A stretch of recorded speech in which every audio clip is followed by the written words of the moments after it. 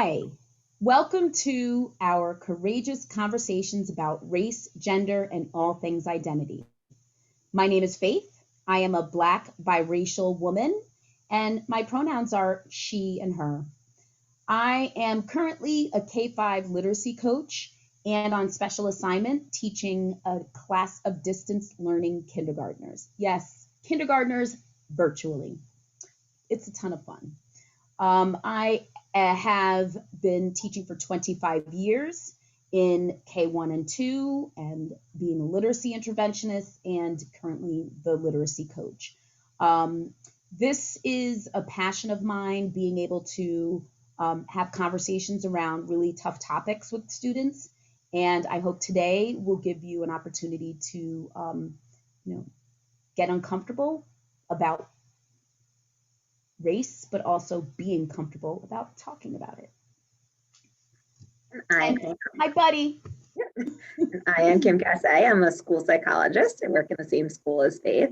I am a white woman and I have a Jewish heritage, and my pronouns are she and her. And I have been in my current school for 11 years. And I've also have a private practice and also taught in a psychologist graduate program. So we're definitely coming at it from slightly different perspectives. I'm coming at it from psychologist angle, so focusing on the social emotional standpoint and the emotional intelligence of our students. And together we feel like we get a nice, kind of comprehensive, well-rounded picture for our kids when we work together.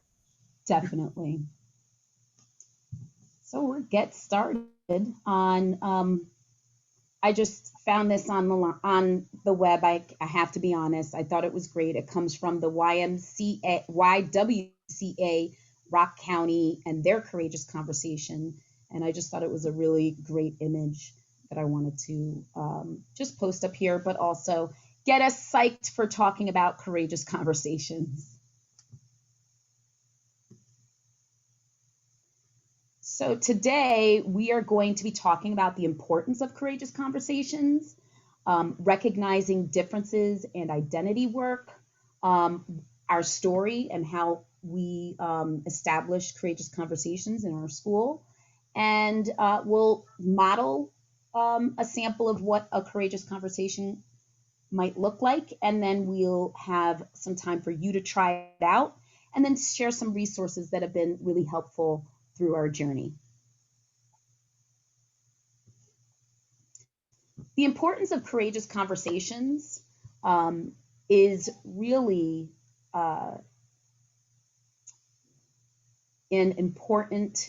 it's really important to have a space for students to talk about all of the emotions and things that they're hearing and seeing. We have a little quote here from the Courageous Conversations, is a protocol established by the Pacific Education Group for effectively engaging, sustaining, and deepening interracial dialogue. I didn't realize how important it was to have these conversations until last year, when we had some incidences with our third grade students and their use of racial slurs and really derogatory chants about cultural differences. And when students when we were having these conversations with students, we also discovered that there were a lot of misunderstandings, along with a lot of information that they did know about race, gender, and other identities. And for example, when we were showing a picture of the cover of Ruby Bridges, and that's Ruby Bridges on the front, and then the crowd, the angry crowd in the back. And when students were asked what did they see in the background, they said, well, the Americans. And I thought, Ruby's an American too. And I thought that showed us, we need to really dig into their understanding of what they're hearing and seeing in their daily lives, and make sure that they truly understand what they're seeing and hearing, so that they're not developing stereotypes or negative images or ideas about people that are different than them. So from that point on, we felt it was necessary to do some proactive work. We felt like we were reactive and with that third grade group, but it's important to also be responsive when something like that happens in a school or not in a school or somewhere else. So we thought that we would take the opportunity this year to really address issues around race, gender, and identity. We wanted to address it in a proactive way, and so we decided to do courageous conversations. A couple of people that I really think send a strong message about things like the single story. We also wanted to give students an opportunity to hear different perspectives. So Chimamanda Ngozi Adichie's The Danger of a Single Story is a great resource that you should definitely listen to after our time together. The other one is The Danger of Silence, so by Clint Smith, and he's an author. These two really profound authors and speakers really state the importance of, one, making sure that there are multiple stories to hear, and two, not being silent, really taking the time to address things that may be really uncomfortable. Because when they're left silent, when you leave it alone and you don't address these issues, then students and children begin to think that, hey, it is acceptable, whatever they might have done. So the need to have the unheard heard, the voiceless have a voice, and the marginalized be up front and center is more vital than ever in our country. And our country is telling us this with all of the current events that have taken place. So we felt the need to definitely bring courageous conversations to our children here. So sometimes, we hear that, when is it too young to start, or maybe our kids, can't handle these kind of conversations. And, we all of the research that we read and everything we understand about our kids is they see a lot, they've heard a lot, and they have a lot to say about these topics. We know that, even very, very young children, much younger than our students here in elementary school, certainly have some ways of distinguishing differences. They see differences. They see race-based differences as early as 6 months old. By 2 to 4, they start to develop in-group preferences, and can definitely start to develop and internalize biases unless those are addressed and spoken about directly with these kids. So that's why we figured by starting in elementary school is a really great time to help them develop their understand differences and accept differences, and be able to talk about it in a comfortable way and realize this is a part of life. This is a world around them. And, it's something that, helping our youngest children, we're teaching them to be the leaders of tomorrow. We want, we say to our kids, we want to teach you guys to be allies and upstanders, and really be able to, shape the future by their understanding and appreciation of differences and willingness to help others. And that's what we're trying to do through these conversations. And we know this is true around race, but it's also true around gender, spirituality, cultural identity, different ability levels. So, we really feel like the more we talk about it and the more we get children to think about it, the more they're able to face these difficult situations that they do face, even at their level now, but especially as they get older and they're prepared for the future. So, something that we've really started to do in our school here and in both our work, but also, working with teachers to do it in the classrooms, is to work on identity, understanding identity. So we describe it as the characteristics that describe who a person is. We talk about how, everyone is made up of many different things, including race, gender, family heritage, where we're from, the roles that we play, and, making it normal for kids to be able to talk about these things. And we often, when we go into the classrooms and start a lesson, we'll kind of define our own identity and kind of show them that we're comfortable talking about who we are, and that they can also be comfortable talking about who they are.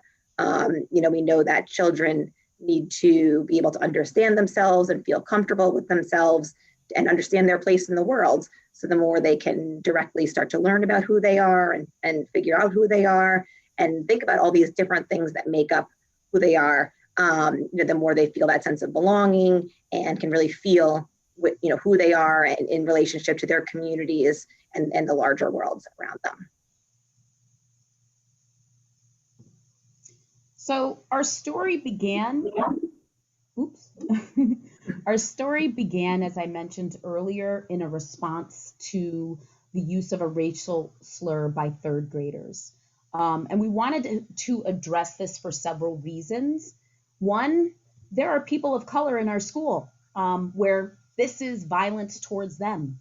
And whether or not there are people of color in your building, this still should be addressed. These are our future leaders, and they will eventually meet future leaders of color as well. And even for my own sanity, I could not let this pass by like it was just a regular curse word. And that's when we entered the third grade classrooms and began our conversations. They became courageous because the topics were uncomfortable, but they were vital. So Kim and I decided that we would use literature to ground our work and provide students with concrete images and experiences from past young leaders like Ruby Bridges, Audrey Faye Hendricks, and Desmond Tutu. And that's extremely important because we wanted our kids to understand that, hey, you know what? Leaders as young as you are have been able to stand up against racial and social injustice. We also wanted to model in our process that we didn't have all the answers, and that it's necessary to take time to research those unanswered questions. Because the more we learn, the more we will know how to deal with these types of incidences that happen in our schools. And also by modeling, we're showing that there's always something to learn, and you don't have to be an expert to start this work. And that's what we really want to share out to teachers, is that, you have to just dive in. And Kim and I are buddies in this, and we bounce ideas off of each other. So also, if you find someone that you can work with, that you can make mistakes with and not feel, like you're not making a difference, you are making a difference just by acknowledging the fact that everybody's identity matters, no matter what their race is or their gender or their ability. We want to show that it's important to address anything that is a microaggression, a racial slur, or just prejudice against anyone. So last year had given us a great opportunity to really reflect on that experience too. So we decided that we wanted to be proactive in this process, and we wanted to, as Kim was sharing with you, kids as young as 6 months are recognizing differences in identity. So we thought it was going to be better if we started not with third grade, but if we went down to second grade, and we wanted to explore this work with second grade, because we felt like, wow, our third graders came in with a lot of information, but it was misinformation. So we wanted to go down to the second grade level and really hear what their experiences are, and hear what they're learning about, or seeing and hearing, and just really help them to either confirm what they know or to really clarify and help them understand the complexities of identity. And the other thing that's important that we wanted to share is that we invited parents to join us. Last year, it was just students in the classroom and the teachers. This year, we said, you know what? Also, part of being proactive is involving the parents. So with the pandemic happening and shifts in school schedules, we were fortunate enough to have our Wednesdays as half days where we could host these book clubs with parents and students. So, like I said, we wanted parents to be involved, and our principal has been also an integral part in this process as well. And educational leadership is super important because we wanted to really bring these courageous conversations to our youngest learners. And that work must be part of the larger community. So that shared message that our principal has given us to share with the school community, it's right here. Having courageous conversations with students about race, gender, and identity can be difficult, but through the use of literature and courageous conversations, we can make a difference in confirming and clarifying students' understanding of themselves, others, and the world around them. The video poem by poet laureate Amanda Gorman explains why we need to talk about it. This anti-bias work will proactively develop students' empathy and respect for differences by empowering them with the language and strategies that they need to be the allies for all. This book club is not an ordinary book club. This is an opportunity for students and their caregivers to be part of a book club together. And we wanted to share the "We Need to Talk About It" video because we think this is it was perfect to share with parents and very relatable.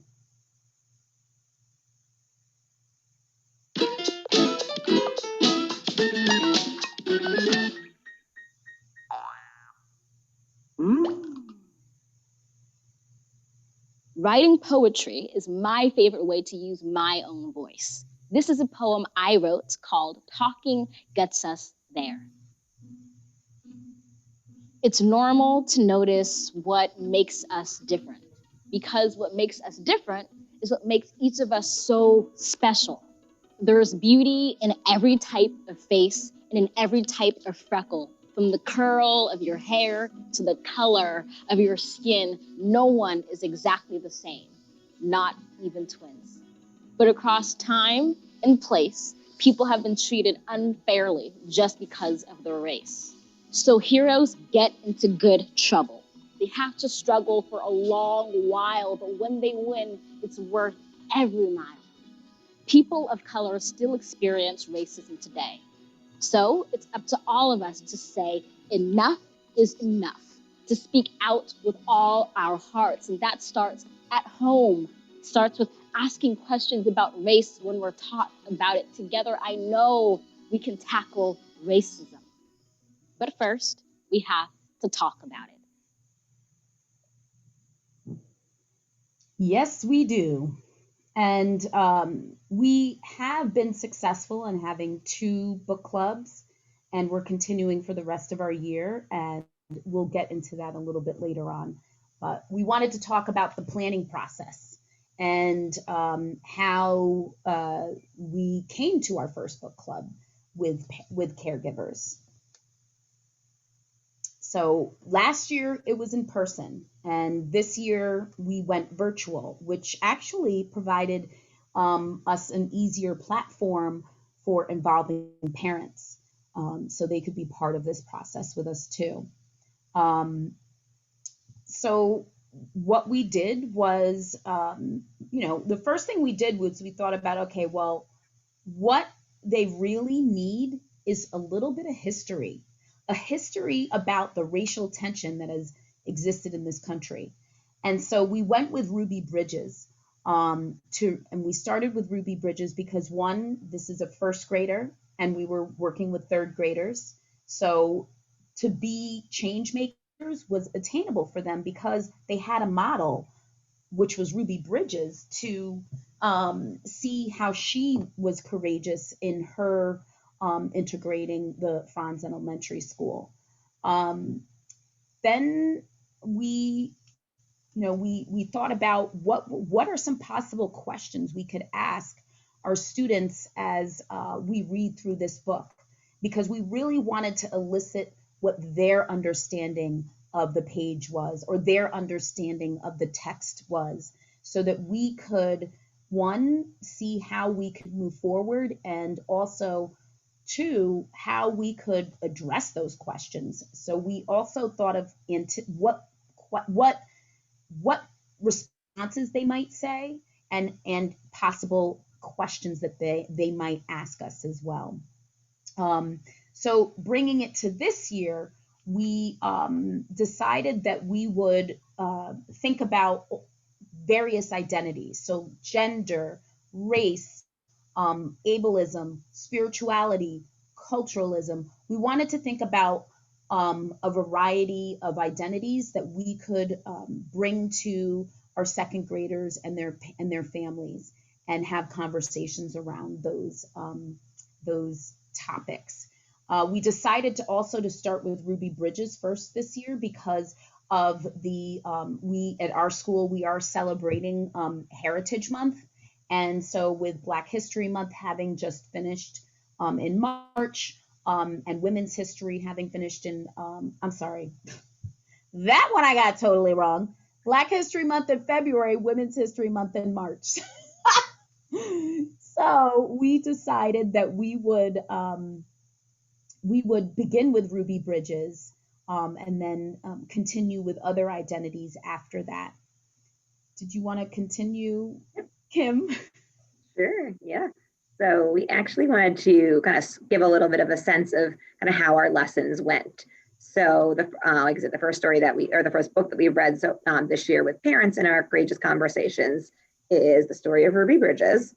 And so as we're reading with our students, we are really doing an interactive read aloud with them and with their parents together. So we really, in our invitation, we encourage families to participate together so that children had a chance to really talk with their parents, and parents had a chance to hear the kinds of questions that we were asking, the language that we were using, and the way we were, kind of really soliciting responses from our students. But some things that parents have said is that something that was really beneficial for them was also hearing the other kids in the room and hearing other perspectives of the really reflective and really deep conversations that we can have with a room full of second graders.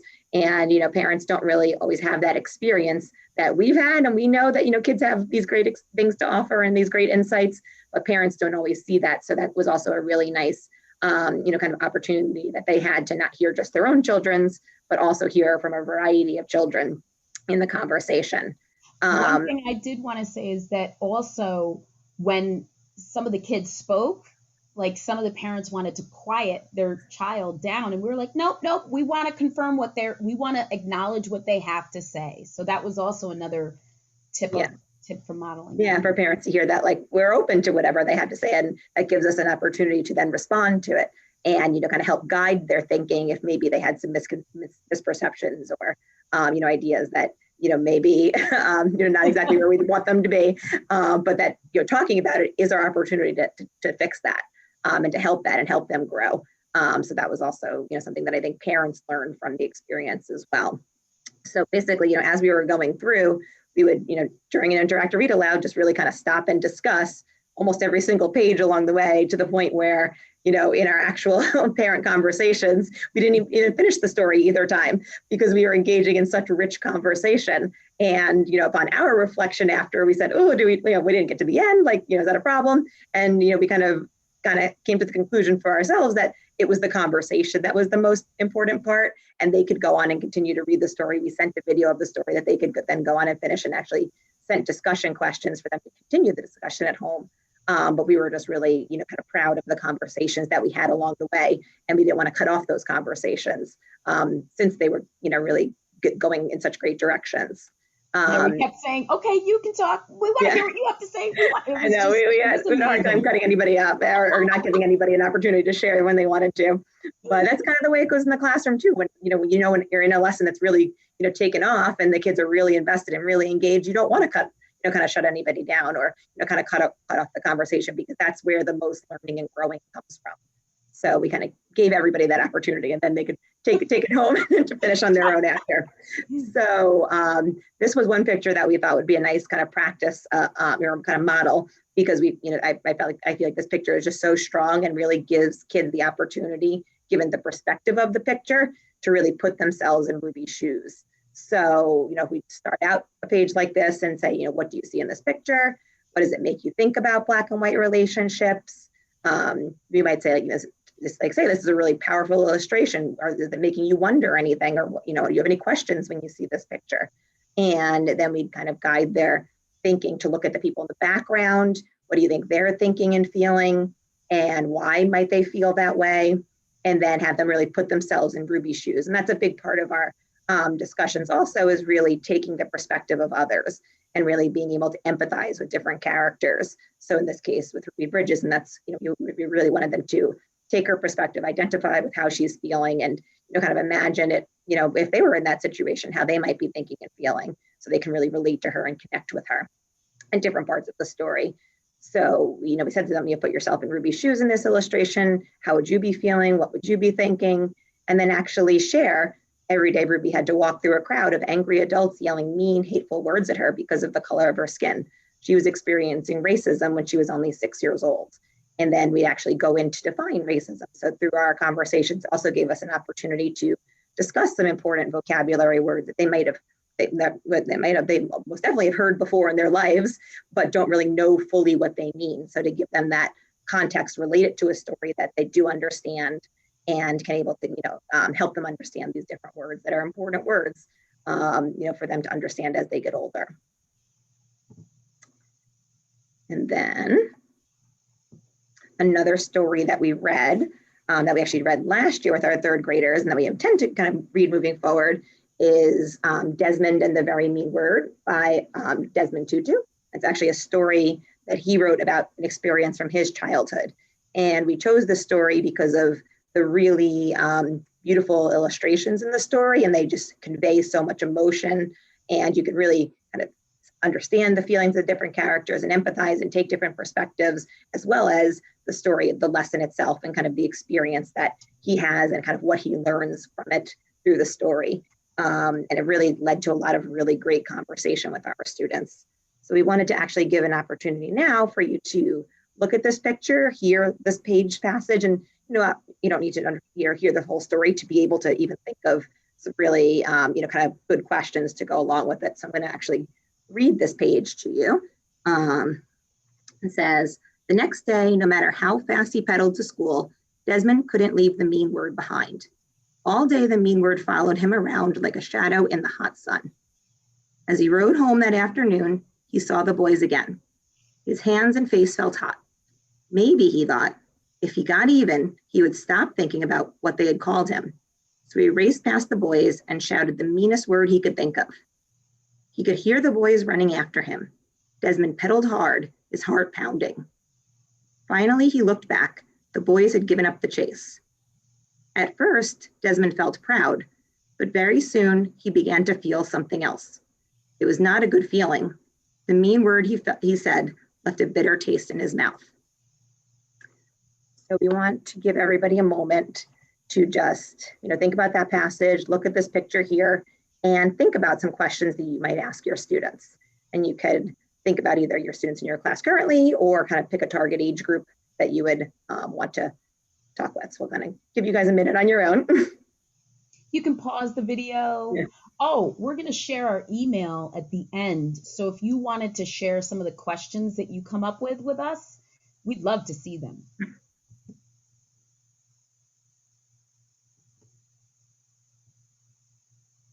Okay, so hopefully you finished, you paused the video, taken some time to really think about what the word said and just that image as well, and come up with some questions of your own, and here's some questions that we thought about. Yep. So some questions that we spoke about with our students were, why do you think it was so hard for Desmond to leave the mean word behind? Desmond thought that saying something mean would make him feel better. Do you think that it did? Have you ever been in a situation like Desmond? Why do you think Desmond felt a bitter taste in his mouth? Have you ever felt that bitter taste after you said or did something that you knew was wrong? And then we also had a discussion about regret and remorse and what that means. And I think the kids, once again, had some really powerful things to share and really make connections to the feelings. So they might not have had this exact experience in their life, but they could certainly connect to these feelings and kind of his thought process and his perspective around what happened.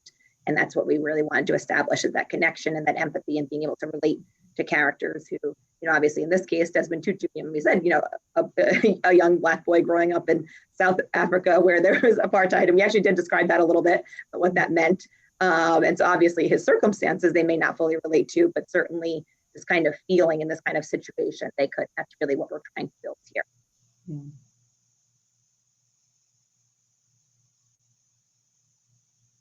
So as we mentioned that, this year really presented us with a great opportunity to work with students together with their parents.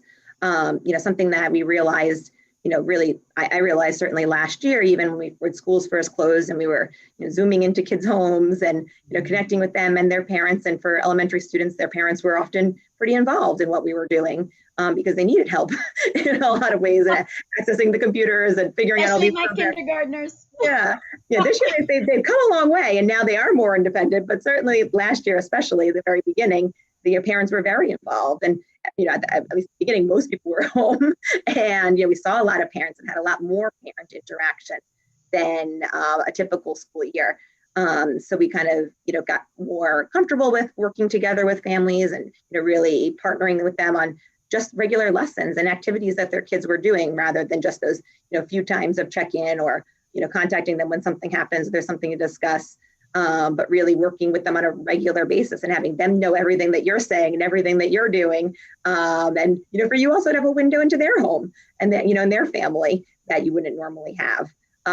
So kind of taking from that experience and wanting, to kind of continue that because that, a lot of, really great things came from that. We wanted to bring parents in this year and obviously like Faith mentioned earlier, we had that opportunity because of the way, our school happened to have that half day that we have, the kids are home, we're still in school, so we can really have that time to work together with them. And we're hoping, next year in the future, when we're able to actually be together in person, that we can actually do these kind of activities with parents and students together because we found them so beneficial and parents have reported how much they've, kind of learned from these experiences and how much they appreciated them. So we're hoping to continue this moving forward. As we were doing the lessons, we kind of tried to make it as close to a real class lesson as possible. So doing turn and talks, doing small group conversations, us kind of talking to different individuals, as well as a whole group. And so we did the same thing with kids and parents. So we would say, you can turn off your mic and turn and talk with your family about this question, and then come back to the group and have the kids share out. So that parents really got that experience of being a part of the conversation and the lesson, not just listening in on it. And we also sent resources home to parents after the activities. Like I said, especially when we didn't finish the stories, we actually gave them discussion questions so that they can really continue on the conversations themselves in the hopes that they can also then, find some other books and kind of bring these types of questions and language into other stories that they're reading. We also recently happened to have had, actually just yesterday, happened to have had a PTA meeting around courageous conversations and really teaching a broader group of parents how to have these conversations, why they're important, and some strategies to pick books and to actually have these conversations at home too.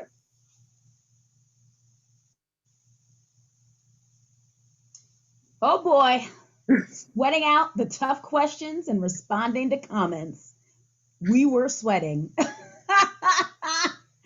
But it was a good sweat because you know what? It told us that our students, our children are really thinking about these things, about racial tension or even spirituality or gender and all of the other identities that they hear lots of different messages about. So we had some really, really great questions that the kids asked us. Some we didn't know how to answer. And we said, you know what, we'll get back to you on that. One student was like, so we were reading the story of Ruby Bridges and we were talking about, they had just learned the definition of segregation and integration and racism. And at that time, the hate crime against Asian people were happening. So one of the students had said, well, what about Asian people? Where did they go to school? And, Kim and I were like, we don't really have that information. I mean, we do have some history, but we weren't thinking in terms of like, Ruby's story and how that might go. So we said, you know what? We're not quite sure. We're going to research that question, and we'll provide you information with it after. And then it just so happened that one of the resources that we're going to share with you, embracerace.org, they are a wonderful organization, and they had a webinar or gathering about the anti-Asian hate that has been going on. So it was really good. It was timely. So it was like, great. We were not really sure, but all of the resources out there really provided us with some information that we could bring back to our students. And it's really important when you're responding to their questions to acknowledge what they are saying. I had mentioned before, like a parent was trying to hush her child, and he was saying some pretty insightful things. He was talking about George Floyd. He was talking about, is there still racism? Actually, no, he was like, there is racism today. And the mom was kind of quieting him down, and we're like, no, let's talk about that, because you can see, and he was relating to what was happening in the story of Ruby Bridges so well. We didn't want to silence what he had to say. So it's better, to address it as honestly as you can. So yeah, if you don't know the answer, say you'll get back to it. Do the work and research it. Because again, going back to Clint Smith's saying, silence is danger. And you want to be able to, this is where I feel like, wouldn't you say, Kim, like this is where teachers have a very difficult time being able to address questions. Like if you feel like you don't know the... Sometimes people don't want to say the wrong thing, so they choose to say nothing, which kind of in the end ends up kind of validating maybe a comment that was kind of racist, or kind of ignoring a student who shared something that was really important to them because you didn't know how to respond. So we really want to find a way to respond, even if it's, I'm going to think about that and come back to you. Right. And another question that was asked was like, why is there racism? And that was actually the question that kind of made me sweat. I was like, oh my gosh, okay, so now I have to give my dissertation on that. No, I just tried to think, okay, well, what can kids relate to? So I brought it back to stereotypes, and I, kind of explained what stereotypes were and how over time, when stereotypes go unchecked, people believe them as fact. And that is what happened to Black people. And so that's how I tried to relate, the answer to racism. It may not be the right answer, but at least it's acknowledging that question, and it's exploring the possibilities around it, or the possible factors related to that. I mean, I'm sure stereotypes is not the only thing, but it was something that I could use at that time to relate to my students. Yeah. We know that kids, when they, are wondering something or curious about something and they don't get an answer, they're left to their own devices to try to pull the different pieces from their memory and kind of figure something out. They want to understand it in some way. And when you don't give them an answer, they're, sometimes the way they might piece things together might be from, misinformation that they've heard, or, an opinion that is not one that we want them to continue to develop. So we really want to give them that, concrete, direct, answer to these kind of things, kind of guide their understanding moving forward. We really do have the opportunity to shape young minds here, and we don't want to, lose those opportunities, and really we want to take advantage of them and really, help shape, like we said, our future leaders of tomorrow.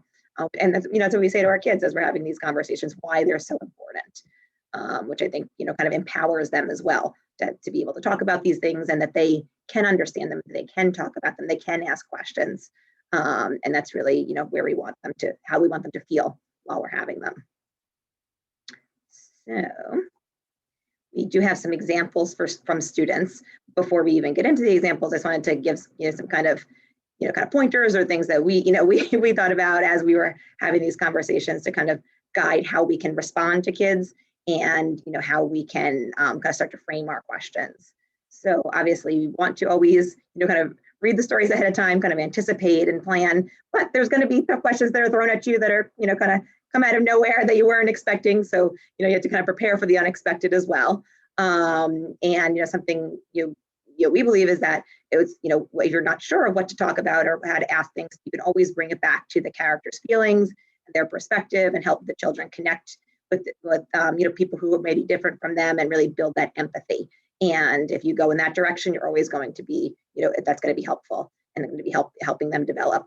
We wanted to say that's important that you can point out racial differences in the stories and say, this person is Black, or this person is Latinx, or this person is white, or point out a gender identity, or really whatever it is, or point out a disability that someone may have, point out somebody's religion. It's okay to say it. There's nothing wrong with by saying it. You're affirming that all parts of our identity are acceptable and valid and respected. So it's helpful to actually to say that directly and for kids to hear that, because sometimes, we know people wanted to kind of, be colorblind or kind of walk away from those topics, but actually saying them is actually validating them, which is the message we want our kids to receive from the conversations. Along those same lines, it's also okay to share feelings. Some of these stories are hard and they're hard topics. I mean, talking about Ruby Bridges, we kind of preface it with there are some negative things that are going to happen in this story and some hard times that Ruby is going to face. And it's okay to say, it makes me sad that this happened. Or, explain that feels unfair to me, or that, or something was fair, and kind of use that language. So it kind of gives them that freedom to, agree, yeah, that makes me sad too. And also not, avoid a topic that's uncomfortable, but to kind of face it head on with some language that they can use to describe it. The same thing with, we know that kids, once again, they're curious about a lot and they think a lot and they say a lot. But sometimes they might put some language that, is not necessarily kind of neutral or non-judgmental. They may say something like, that's weird that somebody does something that's different from them. And so we can kind of clarify that it is different, but different doesn't mean weird, and that could be very normal for that person. And, kind of validate that it's different, but not necessarily anything wrong with it. And up here, you'll see some examples of what questions and just comments that students were sharing with us. And we did want you to pause the video and think about how would you respond to these questions, and also share those responses in the email that you share with us.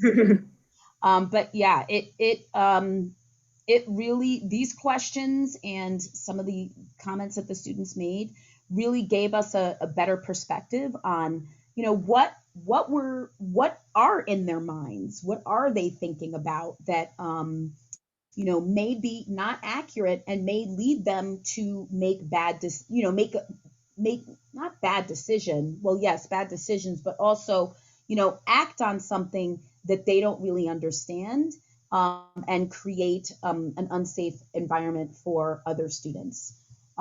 So pause the video, check out some of these responses and see what you would say. How would you respond to some of these? And, also know that, it's okay to, like I said, to say, I don't know, to say, let me think about it for a little while, to allow some awkward silence sometimes, because silence lets them think deeper about something and come up with a new idea or a new connection.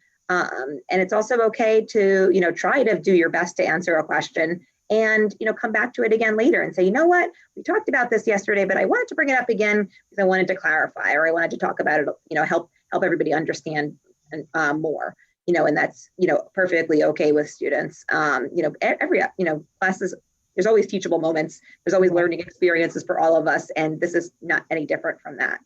And, to kind of deal with our own discomfort so that we can have these conversations. Something that's helpful sometimes is to think about, the reason why we're pushing through our own discomfort is because there's so much more discomfort and, kind of harm that's being done to, other people out there in the world, that, if we can push through our discomfort and, and help our students and help ourselves in this work, we're helping those other people, and that can really help motivate us to push through our discomfort. I also want to share that with, we work in a affluent community with the majority of the students being white. And as high schoolers have left this district, many of them have felt unprepared for the diverse world. So that has also been in our mind in thinking about, well, then we need to start young, and we need to really help students see and value others and differences without thinking that, different is a bad thing. So that really sticks. When I heard that, it stuck in my mind. And I was like, okay, so, we do need to take those moments and pause. The curriculum is always going to be there, but that moment is going to disappear. And then that moment is no longer, it's not like it doesn't, the effectiveness of your response decreases the longer you wait to address it. So it's really important. You know what? Curriculum's always going to be there, but that moment where it's going to help them after they graduate on understanding how to navigate the racial, social tension between each other, I think it's super important that you do take that time and talk to your administrators about that. You know what? This is important. We need, curriculum will always be there, but these moments where students need to navigate their understanding of each other, those moments are precious and need to be taken advantage of.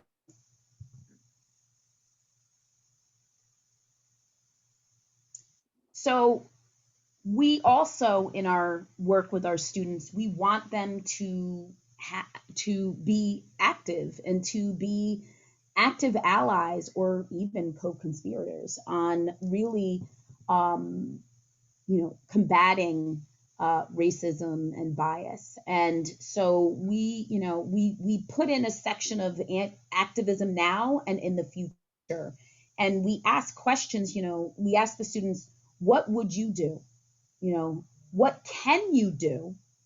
And, we task the students with how they might do something. And you'll see here on the right, some of the things that the students, we said, what could you do? What could you do in the school here? We wanted to bring it back to the school as well. And you'll see some comments that the students shared with us. But, it doesn't end there. And that's why Kim and I sent along the rest of the video and questions to follow up on, because we wanted the conversation to continue. This is not a one and done experience. And, that's why in our planning, we wanted to have a series of these conversations about everything related to identity. So we wanted to make sure that we grounded this work also in activism, because we're modeling with first graders. We modeled with Ruby Bridges. She's young. She's just like them. So if she's able to be that courageous and integrate a school, what can you do to help stand up to others that might be, might be treated differently because of their gender or because of their race or some other aspect of their identity? We mention how children can feel depressed if they don't think that they can do anything. We wanted to give them a sense of activism that empowers them to feel like, you know what? Yeah, I can stand by somebody if they're being bullied. I can include all of the kids in my class in an activity. Just very simple things that are very attainable. And also working on when somebody is being bullied, like how do you help them, or how can you stand up to somebody who is bullying somebody else? So we really wanted to make sure that we included an activism part in our book club, in our conversation, so that students did have some tools, not only the language and the history, but they also had the tools to use to be a better ally and an upstander to their peers at school or anywhere that they go.